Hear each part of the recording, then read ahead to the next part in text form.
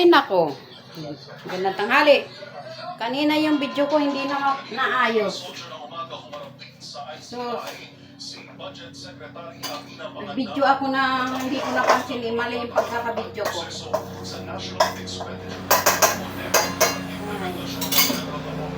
Kaya ayan. Katulad nga ng aking sinasabi. Kasabay salamin ko.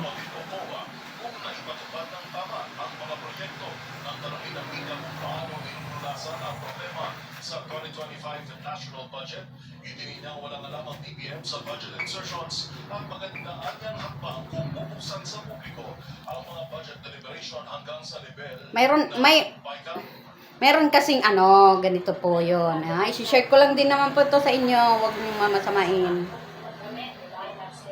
Ako, derigad ako. Usala ako nga, nanay nga, single mother. Kaya nga nagpupumilit tayong mag-vlog para kumita. Pagkakaalam ng iba, sumasahod na tayo. Ang hindi nila alam, isa ka ding gipit. May mga tao na pagkaakala nila, porkit nagbablog ka, marami ka ng pera. Kaya may ada nangungutang, amo ini, sugadini. Pera na ito hira nga, nagdinaok-daok ka akon. Sinisaring ko hira, otro la ako nga pakaaraunon hit akon mga anak. Isa lang din akong palamunin sa aking mga anak. Isa lang din kaming nakakarao sa 3 beses sa isang araw. Hindi katulad nung mga bata pa kami, na nag-iklop kami, naghapunan kami ng lugaw. Kamote, yung kamuting kahoy, yan. Tinitiis namin yun. Kaya kung anong mayroon tayo, pagkasyahin natin yon. Ako, ganun ginagawa ko. Huwag na natin pilitin, mangutang dito, mangutang doon. Ako, nangungutang ako. Yung inuutang ko, ulam, yung karne. Para may laman yung rep ko. Yun, to talaga, nag-utang ako. Isa lang ang inutungan ko. Yun lang. At saka hindi ko pinapalaki. Pagka may ada ako kwarta, bayad agad. Para para makakaulit-ulit. Ganun lang. Hindi yung pagka may ikaw pa may hiyam maningil. Mahirap yung ganun. Ikaw na nga yung inutangan. Ikaw pa yung mahiya maningil. Diba? Nakakahiya yun. Kaysa rin ko dito itong tao nga nagkukuan ha akon. Pastilan, yan nakapagod pag kukuan nga waray gud ako. Di nga nakakabulig ta kon o kamangkunan, bugtong, nga may ada buruligan. Hain ko nga na ako dito pamumuruta. Amo ini sugadini may sakit gadla amo ni sugadini. Okay. Kung ako nga ni nagtatambal gyap ako sa akong mata, sa aking ipin na hindi maayos-ayos. Nagtitis ako. Bahala ng mapintasan. At least, hindi ka baon sa utang. Hindi ba, mga lods? Ganun lang. Tiis-tiis lang. Hindi naman siguro habang buhay ganyan ka. Magtiis.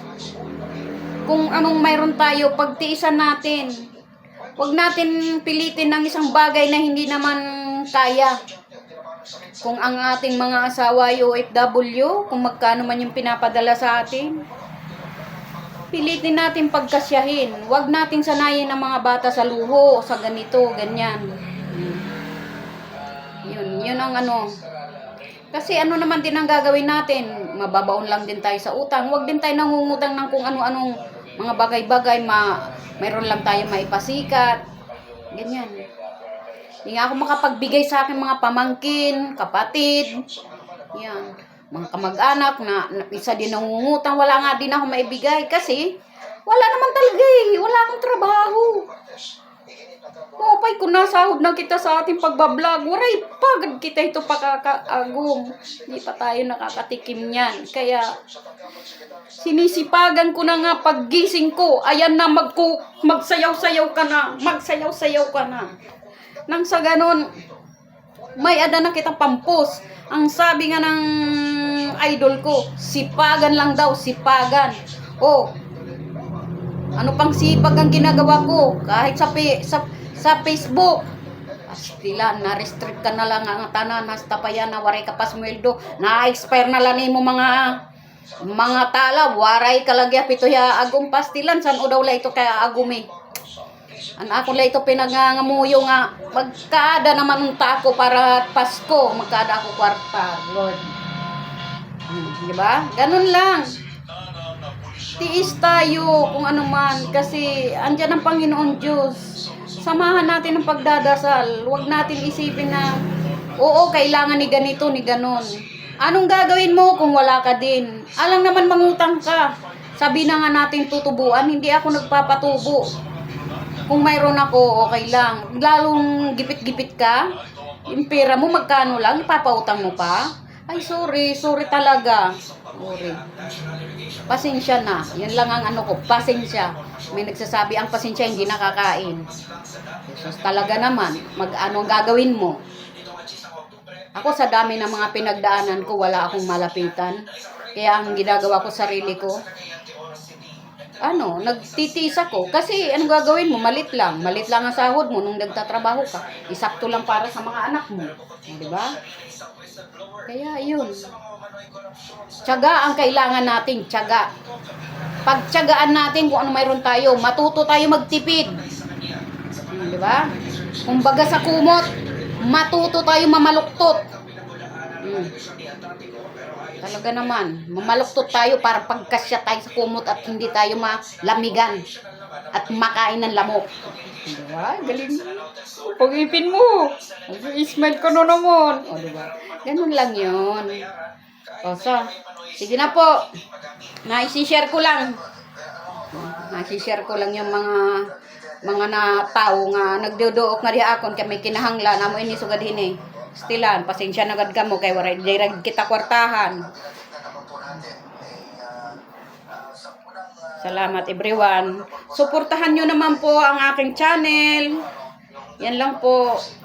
Panoorin nyo naman ang aking channel, ang aking mga video.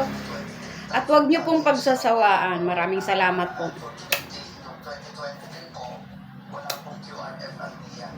Bye.